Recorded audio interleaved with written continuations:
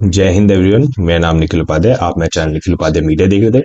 हम अपनी class 11th की एनसीईआरटी सीरीज कर रहे थे और हम चैप्टर 7 पे थे। उसका ये पार्ट कौन सा पार्ट है? 6 है। ठीक है, तो आज के हम चैप्टर में अपना जापान पूरा खत्म कर देंगे। तो पहला जो टॉपिक वो है ओवरकमिंग मॉडर्निटी। इसके अंदर हम देखते हैं state centred nationalism found full expression in 1930s 1940s है। Japan launch war to extend its empire in China and other part of Asia. पहले यहां तक समझते हैं। अब हुआ क्या कि जब हमने पहले बात की थी कि एक नेशनलिज्म डेवलप करने की लोग कहते हैं कि नेशनलिज्म डेवलप करो, जापान में डेवलप करना चाहिए। तो हम ये देखते हैं कि नेशनलिज्म इस टाइम पे ना जापान में एकदम पीक पे था।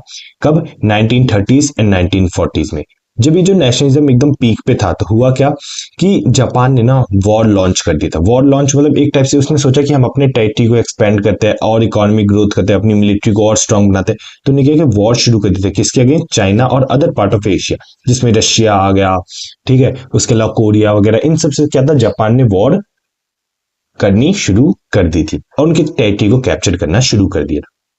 A war that merged into Second World War after Japan attacked the USA at Pearl Harbor। ठीक है, अब कहता है ये जो जापान जो पहले वॉर करता अपने एम्पायर को एक्सटेंड करने में करता, बट जापान की सबसे बड़ी गलती क्या थी? उसने यूएसए को अटैक कर दिया। अब यूएसए में कहाँ पे? पर्ल हार्बर पे। ठीक है, यूएसए का मिलिट्री बेस है यहाँ पे पर्ल हार्बर पे।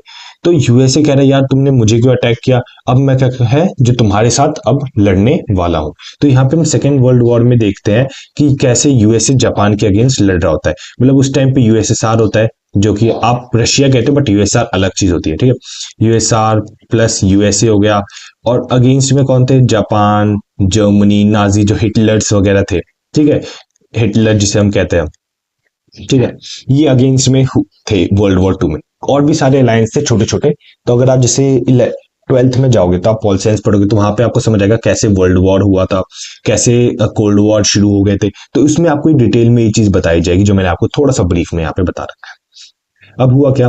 This period saw a great control on society, the repression and imprisonment of descendant. यहां तक पहले पढ़ते हैं। अब इसमें बोला गया ये जो पीरियड था 1930s 40s का, इसमें क्या हुआ था कि यहाँ पे हम लोगों को देखते जो भी गवर्नमेंट के अगेंस्ट बोले थे, जो भी सिविलियन सिविलियन अरे यार, ठीक है, जो भी सिविलियन थे वो क्या कहते हैं, गवर्नमेंट के अगेंस्ट बोले थे, उसे क्या कहते हैं, उन्हें सप्रेस किया जाता, उन्हें दबाया जा रहा था, उन्हें जेल में डाला जा रहा था। ठीक है, जो भी गवर्नमेंट के अगेंस्ट बोल रहे थे।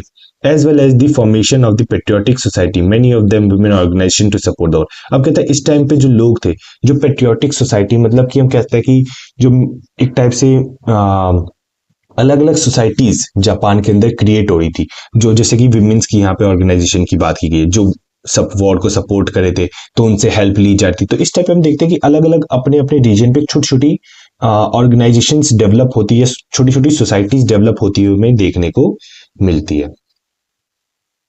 And influential symposium on overcoming modernity in 1943 debate the dilemma of facing Japan to how to combat West while being modern. अब यहाँ पे ना एक डिबेट होनी शुरू हो गई। ठीक है, यहाँ पे बहसबाजी या कह सकते हैं हम ओपिनियन लोगों के आने लग गए थे 1943 के अराउंड में। ठीक है, 1945 में वर्ल्ड वॉर टू खत्म हुआ था जब हिरोशिमा और नागासाकी पे बॉम्ब गिराए गए थे। यूएसए ने न्यूक्लियर बॉम्ब जापान में गिरा दिए थे। ठीक है, ये हम अभी थोड़ा आगे भी पढ़ेंगे इसमें आफ्टर डिफीट होने में। अब हुआ क्या, जो डिबेट्स वगैरह शुरू हुए थे 1943 में, ये वॉर बॉम्ब गिरने से पहले 43 में डिबेट्स वगैरह शुरू हुए थे कि कैसे हम वेस्ट को काउंटर कर सकते हैं, कि मतलब हम वेस्ट पे इतना भी इन्फ्लुएंस ना रहे कि हमारी खुद की जो इंटीग्रिटी है वो खराब हो जाए, और हमें मॉडर्न भी रहना है। क्योंकि उस टाइम पे अगर मॉडर्न का मतलब था, मॉडर्न मतलब कि आपको क्या बनना पड़ेगा, वेस्टर्न कंट्री की तरह अडॉप्ट रहना पड़ेगा। बट जापान को इतना पसंद नहीं था। जापान क्या कहता कि मुझे अपनी इंटीग्रिटी भी चाहिए और हम मुझे मॉडर्न भी बनना है। इसी बीच में क्या कौन है आगे पढ़ते हुए, a musician Moroi Saburo posed the question how to rescue music from art of sensory stimulation and restore it to an art of the spirit। अब बोला कि यहाँ पे बंदा आया, बंदा मतलब म्यूजिशियन। ठीक है, म्यूजिशियन आया, उसका नाम क्या था? मोरोई सबुरो। मोरोई सबुरो जब आया उसने क्वेश्चन उठाया, किस चीज के ऊपर क्वेश्चन उठा सकता है? उसने कहा कि जो आर्ट है, उसने अब म्यूजिशियन है तो म्यूजिक के ऊपर उठाया। कह रहे यार ये जो वेस्टर्न म्यूजिक है इसमें मतलब तुम देखो कभी वेस्टर्न म्यूजिक देखो, उसमें हल्ला गुल्ला बहुत है। ठीक है, आपको मजा आ रहा है, हाँ बीट चल रही है, आप नाच रहे हो, बट इसने कहा हमें इस टाइप का म्यूजिक नहीं चाहिए। हमें ये नहीं चाहिए कि जो हमारे क्या कहते हैं स्टिमुलेशन को जगाए, या फिर हमें जो ऐसे लाइक क्रेजी टाइप का बना दे। हमें इस टाइप का म्यूजिक चाहिए कि जो हमारी आत्मा को छुए, स्पिरिट को छुए। जापान में ऐसा म्यूजिक है, मोरोई सबुरे कह रहा है जापान में ऐसा म्यूजिक है जो आपकी स्पिरिट को छू सकता है, आपकी आत्मा को छू सकता है। कुछ म्यूजिक्स होते हैं ना, अगर आप सुन रहे होगे तो आपको लगता है अरे यार क्या बढ़िया म्यूजिक है, उसमें हल्ला गुल्ला कुछ नहीं, बट लिरिक्स, कुछ बोलने का तरीका, ढंग। तो मोरोई सबुरे यही कहना चाहता कि हमें ना इस म्यूजिक को ना ज्यादा ध्यान ना देके, वेस्टर्न म्यूजिक को ज्यादा ध्यान ना देके अपने म्यूजिक पे ज्यादा ध्यान देना चाहिए, जो असली में स्पिरिट से, आत्मा से आपको कनेक्ट करने में मदद करता है। He was not rejecting Western music, but trying to find a way that went beyond merely rewriting or playing Japanese music on Western instrument. उसने कहा मैं कंप्लीट वेस्टर्न म्यूजिक को डिसएग्री नहीं कर रहा हूँ, मैं नहीं कह रहा कि वेस्टर्न म्यूजिक सबसे बेकार है, मैं बस ये कह रहा हूँ कि अपनी म्यूजिक पे ध्यान दो, थोड़ा हमें उस म्यूजिक पे भी ज्यादा ध्यान देना चाहिए जो हमारी स्पिरिट को टच करने में मदद कर रहा है। हमें बस इस पे ध्यान नहीं देना चाहिए कि हमने लिख दिया और इसे बजा दिया। हमें जापानीज म्यूजिक को ना एक वेस्टर्न स्टाइल पे, वेस्टर्न इंस्ट्रूमेंट पे बजाना सीखना है, बट उस म्यूजिक को स्पिरिट से भी कनेक्ट होना जरूरी है। सिर्फ ऐसे नहीं कि बना दिया, पब्लिश कर दिया और लॉन्च कर दिया, ऐसा नहीं चाहिए मुझे। ठीक है। The philosopher Nishitani Keiji denied modern age the unity defined, sorry denied नहीं है, डिफाइंड है, defined modern as the unity of three stream of western thoughts, the Renaissance, Protestant Reformation, rise of natural science। अब यहाँ पे एक philosopher आया जिसका नाम क्या था, निशितानी केजी। ठीक है, इसने क्या कहा कि अगर आपको मॉडर्न बनना है तो आपको तीन प्रिंसिपल पे वर्क करने पड़ेंगे। क्या है ये, थ्री स्ट्रीम्स पे, मतलब तीन प्रिंसिपल पे वर्क करने पड़ेंगे, उन्हें यूनाइट करके। कौन से, द रेनेसा, अगर आपने रोमन एम्पायर पढ़ा है उसमें रेनेसा पीरियड वगैरह आपको देखने को मिलेगा। ठीक है, अगर किसी को नहीं पता, रेनेसा मीन्स न्यू बर्थ होता है। ठीक है, एक हमें अपनी नई सिविलाइजेशन डेवलप करनी पड़ेगी। एक बार आप जाके वीडियो देख लेना एनसीईआरटी वगैरह की, ठीक है, उसमें अच्छे से डिफाइन किया गया इस रेनेसा पीरियड को।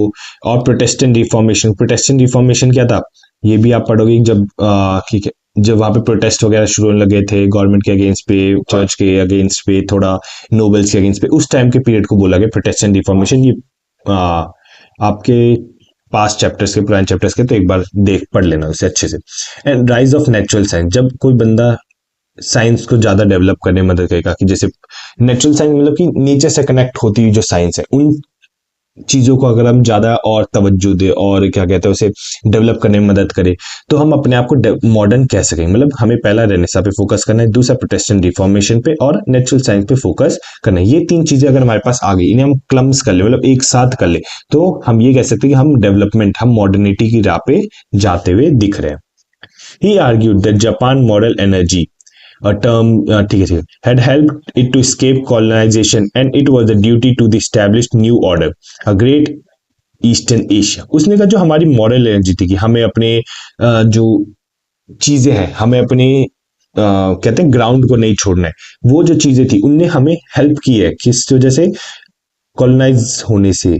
ठीक है, जैसे आप देखोगे कि हर जगह पे ना उस टाइम पे 1945 के बाद में कॉलोनी स्टैब्लिश होना, बहुत जल्दी जल्दी कॉलोनी स्टैब्लिश थी। कोल्ड वॉर में आप देखोगे बहुत कॉलोनी स्टैब्लिश हुई थी एक दूसरे को, पर कभी वॉर से या कभी दो टाइप से होती है अगर आपको किसी को कैप्चर करना हो ना, एक होती है सॉफ्ट पावर, एक होती है हार्ड पावर। तो हार्ड पावर में मिलिट्री वगैरह यूज होता है, सॉफ्ट पावर में जैसे आपके ब्रेन को टारगेट किया जाता है। तो इस टाइम पे देखा जापान कॉलोनी इस वजह से नहीं बन पाया क्योंकि उसके मॉडल स्ट्रांग थे, उसके एथिक्स स्ट्रांग थे, इस वजह से जापान कॉलोनी नहीं बन पाया था। और उसने क्या किया, एक ग्रेट ईस्ट एशिया हमें देखने को मिलता है उस टाइम पे। For this a new vision that would integrate science and religion was necessary. अब क्या था, इस टाइम पे हम देखते हैं कि जो साइंस और रिलीजन का ना मर्जर होता हुआ देखने को मिलता है कि कैसे रिलीजन साइंस से कनेक्ट है। ठीक है, आगे चलते हैं। या इस वाले पैराग्राफ में बस हमें इतना पता चला है, जापान था, उसने वॉर शुरू की, वर्ल्ड वॉर 2 के साथ मिल गया, यूएसए ने उस पर अटैक कर दिया था। अभी बताया नहीं अटैक कर दिया, उससे पहले का बता रहा हूँ। ठीक है, फिर उसके बाद कई सारे लोग आए जैसे कि ये सबूरो, फिर उसके बाद निशितानी, उनने अपना अपने ओपिनियन दिया कैसे जापान को डेवलप करना चाहिए, कैसे नहीं करना चाहिए। इसके अंदर बस यही 3 पॉइंट्स है। फिर आगे चलते, after defeat re emerging as a global economy. मैंने बोला था कि वर्ल्ड वॉर 2 में जापान क्या हो गया था, उलझ गया था। ठीक है, और ये वर्ल्ड वॉर 2 कब खत्म हुई थी, 1945 में। और कब हुआ था 1945 में, जब हिरोशिमा और नागासाकी पे एन है, ठीक है, हिरोशिमा नागासाकी पे न्यूक्लियर बॉम्ब गिराए गए थे। किसने, जापान, यूएसए ने जापान पे गिराए थे। अब हम यही चीज थोड़ा आगे से पढ़ेंगे।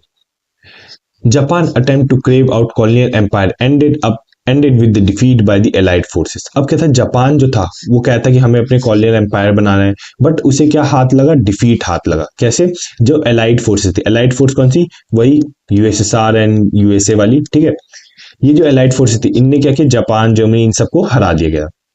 It has been argued that nuclear bomb were dropped on the Hiroshima and Nagasaki to shorten the war। अब कहता है यूएसए ने क्या किया था, न्यूक्लियर बॉम्ब गिरा दिए गए थे नागासाकी और हिरोशिमा पे, किस वजह से, कि वॉर को और जल्दी खत्म कर दी जाएगी। तुम अभी 12th में जाओगे ना, पॉलिटी में आप यही पढ़ोगे कि जो रीजन था कोल्ड वॉर शुरू होने का, ये जो दो बॉम्ब गिरे हैं ना हिरोशिमा नागासाकी पे, यही एक मेन रीजन था कोल्ड वॉर शुरू होने का, 1945 से लेके 1991 तक का जो पीरियड था कोल्ड वॉर का, ठीक है। But other thing the immense destruction and suffering is caused were unnecessary. उन्होंने कहा चलो ठीक है तुमने बॉम्ब गिरा दिया वॉर को खत्म करेंगे, बट कुछ ने कहा यार ये जो इतना डिस्ट्रक्शन हुआ है, इतनी जो सफरिंग, क्योंकि आप देखोगे ना जब न्यूक्लियर बॉम्ब गिरा ना, कई एक जनरेशन मतलब सड़ी गली पैदा हुई थी, जो आप उन देखोगे उनका बेटा, जैसे हम कोई फैमिली है, ठीक है, ये मदर है, ठीक है, ये मदर है, ये फादर है, ठीक है, ये फादर हो गए, ये मदर हो गए। अब क्या हुआ कि इनकी जो जनरेशन थी, इनका जो बेटा हुआ, ठीक है, इनका जो बेटा होगा वो क्या होगा, एक मतलब किसी के हाथ नहीं होंगे, किसी का कुछ पैर नहीं होगा, किसी के चेहरे पूरे सड़े होंगे, इस टाइप का हमें जनरेशन देखने को मिलती है। ये बात समझ आ गई। Under the US led occupation 1945 and 1940 Japan demilitarised and a new constitution introduce. अब क्या था कि यूएसए ने जापान पे अटैक किया। अब यूएसए ने क्या किया, जापान को कैप्चर कर लिया। 1945 से लेकर 1947 2 साल के अंदर जापान को क्या कर दिया गया, डीमिलिटराइज किया, मतलब जापान की जितनी भी आर्म्स वगैरह थी उसे रिड्यूस किया, जितने भी गन थे उन्हें तोड़ फाड़ के फेंक दिया और एक नया कॉन्स्टिट्यूशन स्टैब्लिश किया था। This had Article 9, so-called no war clause, that renounces the use of war as an instrument of state policy। अब इसके अंदर हुआ क्या, इसके अंदर उस कॉन्स्टिट्यूशन के अंदर एक आर्टिकल 9 था। वो आर्टिकल 9 क्या कहता कि उसकी पॉलिसी नो वॉर क्लॉज, मतलब कि हमें वॉर करना ही नहीं, रिनाउंस मतलब त्याग देना होता है, ठीक है। उसने क्या किया, वॉर को त्याग दिया एज ए स्टेट पॉलिसी। पहले कहता जापान की स्टेट पॉलिसी थी कि अगर हमें कैप्चर करना है, लड़ना है, कोई अपने एम्पायर को एक्सपेंड करना है तो हम क्या करेंगे, वॉर कर देंगे। बट इस टाइम पे हम देखते हैं कि कोई भी वॉर जो था इस कॉन्स्टिट्यूशन के अंदर नहीं था। Agrarian reforms, the reestablish of trade unions and an attempt to dismantle the zaibatsu और large monopoly house that dominated the Japanese economy were also carried out। अब हुआ क्या, एग्रेरियन रिफॉर्म्स मतलब काफी सारे रिफॉर्म्स हमें देखने को मिलते हैं, जैसे ट्रेड यूनियन को स्टैब्लिश किया गया था। जाइबात्सु कौन था, एक जो क्या कहते हैं लार्ज मोनोपोली हाउस, जैसे मैंने आपको बताया था अंबानी हो गया एग्जाम्पल है, ठीक है, अंबानी लोग हो गए। ये कहते हैं एक जाइबात्सु मतलब एक टाइप से बहुत एक फैमिली है जिनके पास अच्छा खासा वेल्थ है, जो कंट्री की अच्छी खासी इकोनॉमी को कंट्रोल करते हैं। उन्हें क्या किया था, डिसमेंटल करने की बात की गई थी। The dominated Japanese economy also carried out politician parties were revived and the first post war election held in 1947। अब कहते हैं जो पॉलिटिकल पार्टीज थी उन्हें रिवाइव किया गया था, जो भी पॉलिटिकल पार्टीज को हटा दिया गया था उन्हें वापस मेन स्ट्रीम में लाया गया। और 1946 में पहला इलेक्शन हुआ था जहां पे विमेन्स को भी क्या किए थे, वोटिंग राइट दिया गया था पहली बार। ये बात समझ में आई। The rapid rebuilding of the Japanese economy after its shattering defeat was called post-war miracle। अब कहते हैं कि जापान की इकोनॉमी बहुत बुरी तरह से, कहते नहीं है कि यूएसए ने बुरी तरह से तबाह कर दी थी, बट जिस स्पीड से जापान वापस ग्रो किया था ना, वो एक मिरेकल से कम नहीं था, ठीक, वो एक चमत्कार से कम नहीं था। But it was more than that, it was firmly rooted in the long history. The constitution was democratized only, but the Japan has a historic tradition of a popular struggle and the intellectual engagement with how to broaden political participation। देखो अब इसमें बोलेगा Japan एक type से miracle की तरह develop होते हुआ है, बट जो उसके साथ हुआ, जो उसके पास में हुआ, वो एक टाइप से उसकी हिस्ट्री में तो लिखा रहेगा। अब आप आज भी पढ़ रहे हो, हमने बोला ना कि हिरोशिमा और नागासाकी में बॉम्ब गिरा, उसकी जो जनरेशन थी वो सड़ी गली पैदा हुई थी, बट ये जो चीज थी जापान कितना भी डेवलप करे ये चीज तो कभी नहीं मिटेगी ना, ये चीज तो उसकी हिस्ट्री में रहेगी ही रहेगी। तो वही चीज हमें देखने को मिलती है।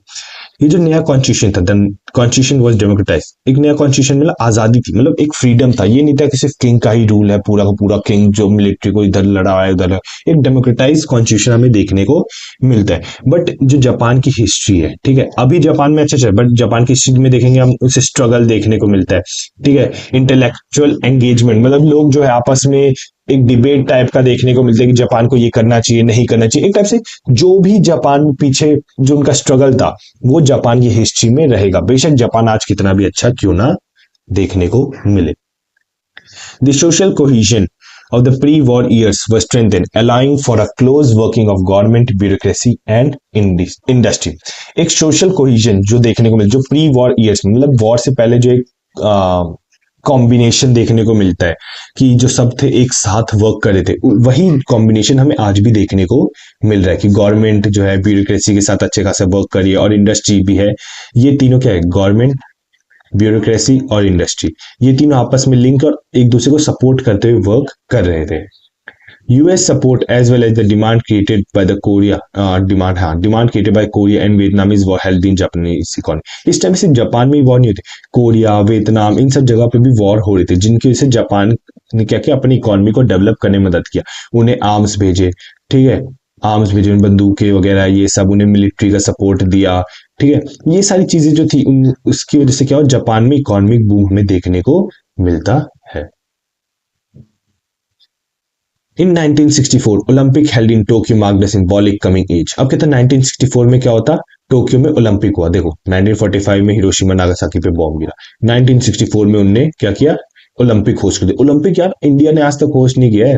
तुम बात करोगे, तुम कहोगे सर 2008 या 10 में कुछ तो होस्ट किया था, वो जो था ना वो कॉमनवेल्थ गेम था। ओलंपिक इंडिया ने आज तक कभी होस्ट नहीं किया। 1945 से 64 कितना साल हुआ, अप्रोक्सीमेटली 19 साल के अंदर जापान ने अपने आप को इतना डेवलप कर लिया कि उसने एक ओलंपिक होस्ट कर दिया था, ठीक है। अब इसके वजह से जब भी कोई कंट्री ओलंपिक होस्ट करती है, वहां पे टूरिज्म डेवलप होता है, इकोनॉमी डेवलप होती है, वहां की कंट्री को लोग जानते हैं, जान पहचान शुरू होती है। तो इस टाइम पे हमें ये चीज देखने को मिलती है।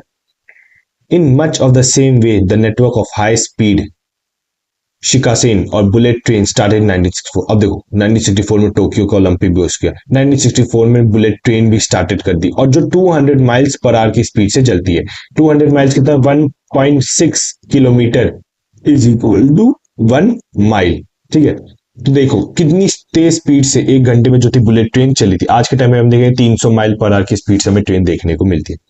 Have come to represent the ability of Japanese to use advanced technology to produce better and cheaper goods. अब हम इसी वजह से हम ये देख सकते हैं कि जापान की जो टेक्नोलॉजी है कितनी डेवलप्ड है, जापान कितना एडवांस तरीके से आगे बढ़ता हुआ दिख रहा है कि वो बेहतरीन से बेहतरीन प्रोडक्ट बना सकता है एज चीप गुड, सस्ते से सस्ते दाम पे बेहतरीन से बेहतरीन प्रोडक्ट आपको जापान बना के दिखाएगा। The 1960s saw the growth of civil society movement as the industrialization had been pushed with utter disregard to its efforts on health and environment। अब क्या था 1960s में, ठीक है, 1960s मतलब 1960 से लेके 1970 तक, ठीक है। हम ये देखते हैं कि काफी सारी जो सिविल सोसाइटी थी, सिविल सोसाइटी क्या होती है, जो कि नेचर के प्रति जो होती है ज्यादा क्लोज रहती है, वो कहते हैं इस टाइप के मूवमेंट शुरू हो गए थे। क्यों? क्योंकि जो इंडस्ट्रियल थी, हमने कहा था जापान बहुत तेजी से ग्रो कर रहा था, तो इंडस्ट्री तेजी से ग्रो करेगी। जब इंडस्ट्री तेजी से ग्रो करेगी तो एनवायरमेंट पे तो इफेक्ट आएगा, लोग जो वर्क करें उनकी हेल्थ पे भी इफेक्ट आएगा, है कि नहीं। The cadmium poisoning which led to painful disease was an early indicator, followed by mercury poisoning in Minamata in 1960s and the problem caused by the air pollution 1970s। अब हम देखते हैं कि कैडमियम पॉइजनिंग जो थी यहाँ पे develop होती हुई देखने को मिलती है, जो कि कहते हैं बहुत ही पेनफुल। किसी भी बंदे को अगर कैडमियम पॉइजनिंग हो जाए ना, उसकी जो डेथ या फिर कैसे तो उसे बहुत ही पेन होने लग जाए पूरी बॉडी में, ठीक है। एक अंदर ही अंदर जो बॉडी है वो तुम्हारी खराब होने लग जाती है, इस टाइप की हमें देखने को मिलती है। फिर उसके बाद एक जैसी कैडमियम पॉइजनिंग था, उसके बाद वैसी एक मर्करी पॉइजनिंग शुरू होने लग गया था, जो कि कहा था मिनातामा में था 1960s में। फिर हम देखते हैं एयर पोल्यूशन भी जो था जापान का धीरे धीरे करके 1970s तक खराब होने लग गया था। Grass root pressure groups began to demand recognition of these problem as well as compensation for the victim. अब क्या था, जो ग्रास रूट प्रेशर ग्रुप उन्हें बोला गया जो सिविलियन मूवमेंट्स को चला रहे थे, जो कह रहे थे कि हमें ना इस इंडस्ट्रियलाइजेशन से थोड़ा दूर रहना चाहिए, मतलब इंडस्ट्रीज को हमें ऐसी जगह पे स्टैब्लिश करना चाहिए जहां पे एनवायरनमेंट को हार्म ना हो, लोगों को हार्म ना हो, ठीक है। उनने क्या किया, उनने इन डिमांड्स को उठाना शुरू किया और उन्होंने कहा जो जितने भी लोग इस कैडमियम पॉइजनिंग के, मर्करी पॉइजनिंग के, एयर पोल्यूशन के जो शिकार है, उन्हें क्या तुम्हें देना चाहिए, कंपनसेशन इंडस्ट्री वालों को देना चाहिए। Government action and the new legal regulation help to improve the condition. अब कहते हैं जो गवर्नमेंट ने अब इसके खिलाफ एक्शन लेना शुरू किया, कई रेगुलेशंस, कई लीगल रूल्स जो थे इंडस्ट्रियलाइजेशन से रिलेटेड बनने शुरू हो गए। उसके वजह से हम देखते हैं कंडीशन की ग्रोथ देखने को मिलती है। From the mid 1980s there had been an increasing decline in the interest of environmental issues as Japan enacted some of the strict environment controls अदोर। अब देखते हैं जापान धीरे करके क्या होता है, एनवायरमेंट की तरफ भी ध्यान देते हुए देखने को मिलता है। जो प्रॉब्लम थी जो जापान पहले फेस कर रहा था वो डिक्रीज हो रही थी धीरे करके, क्या था हमें एक डिक्लाइन देखने को मिलता है एयर पॉल्यूशन में, या फिर ह्यूमन के जो हेल्थ खराब हो रही थी उसमें भी डिक्लाइन हमें देखने को मिलता है। Today as a developed country it face the challenge of using its political and technological capability to maintain position as a leading power. आज भी आप जापान में देखोगे, जापान बहुत सारी रैंकिंग्स में ना इंडिया से टॉप मिलता है। क्यों? क्योंकि उसके पास इतनी अच्छी खासी, मतलब उसने अपने आप को इतने टेक्नोलॉजी से डेवलप कर रखा है ना कि आज अभी तक इंडिया भी उन टेक्नोलॉजीज को पा नहीं पाया। इंडिया भी आज उन टेक्नोलॉजीज को चेज कर रहा है। ठीक है, तो इस वजह से हम देखते हैं कि जापान एक लीडिंग वर्ल्ड पावर की तरह हमें उभरता हुआ देखने को मिलता है। इस वीडियो में ना हमने अपने पूरे जो जापान का ये जो 2 टॉपिक था जो आखिरी में बच रहा था ये हमने खत्म कर लिया। नेक्स्ट वीडियो से हम चाइना के बारे में हम पढ़ना शुरू करेंगे। ठीक है, तो अभी के लिए जय हिंद, मुस्कुराते रहिए।